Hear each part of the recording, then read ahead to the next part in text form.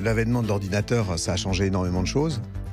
Mais en même temps, j'ai envie de dire que finalement, c'est ce qu'on a à dire qui compte indépendamment des outils qu'on utilise. Je me sens beaucoup plus en phase, moi, aujourd'hui, avec la technologie qu'on a à nos dispositions qu'il y a 40 ans, dans la mesure où on peut prendre le meilleur des deux mondes, le meilleur de l'analogique et le meilleur de l'informatique et de l'ordinateur. Et en fait, Equinox Infinity, c'est vraiment un mélange des deux. C'est justement le résultat d'une exploration à la fois organique et culinaire, en tant que Lyonnais évidemment, c'est quelque chose qui est important pour moi, et en même temps avec justement tous les sons que nous offre aujourd'hui l'ère du numérique. Alors y compris des sons de la nature, on entend des sons du vent, de la forêt dans cet album. Vous avez dit récemment une chose, vous avez dit j'ai passé plus de temps dans ma vie avec des machines qu'avec des hommes. Est-ce qu'il y a une forme de regret quand vous dites ça? Est-ce que vous avez passé trop de temps en studio sur vos ordinateurs? Non, je pense que je les ai domestiqués. C'est un petit peu comme les gens qui passent leur vie avec les éléphants ou avec les dauphins. Au bout d'un moment, on arrive à avoir une sorte de paralangage qui vous permet justement de survivre agréablement. Il y a des facettes que les auditeurs de France Info ne connaissent pas forcément de vous.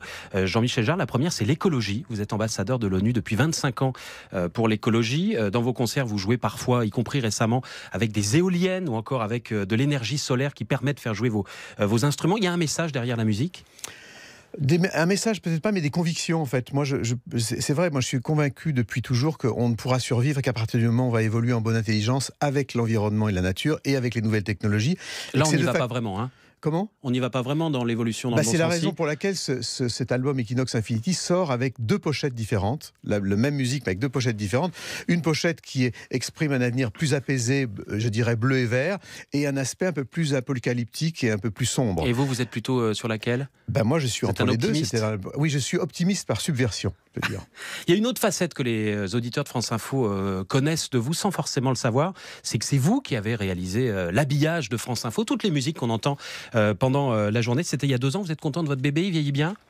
Je suis content surtout de ma relation avec cette maison, parce que je suis un peu un enfant de la maison, puisque moi j'ai commencé ici avec Pierre Schaeffer, qui était le créateur du groupe de recherche musicale, qui dépendait des radios publiques. Et on ne dira jamais assez l'importance des radios publiques et de la radio publique nationale par rapport à la musique électronique, puisqu'au départ on prenait les appareils qui sont ici, les oscillateurs, les filtres, pour en faire de la musique. Alors on va vous demander évidemment si vous les reconnaissez.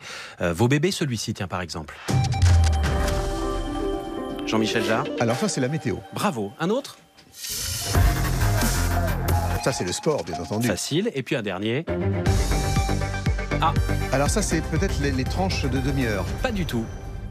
C'est plus sérieux. C'est plus sérieux, c'est la politique. Exactement, c'est la page politique qui s'ouvre comme ça. C'est comme ça que vous l'aviez imaginé. Le cahier des charges, très rapidement, en fait, quand on me l'a donné, parce qu'il y avait la télé, la radio, j'ai fait un peu de thérapie de couple au départ, et en fait, j'avais un cahier des charges de 120 pages, et en fait, j'ai ouvert la première page, je l'ai fermée, et puis j'ai fait ce que j'avais envie de faire, et puis finalement, ça a bien fonctionné.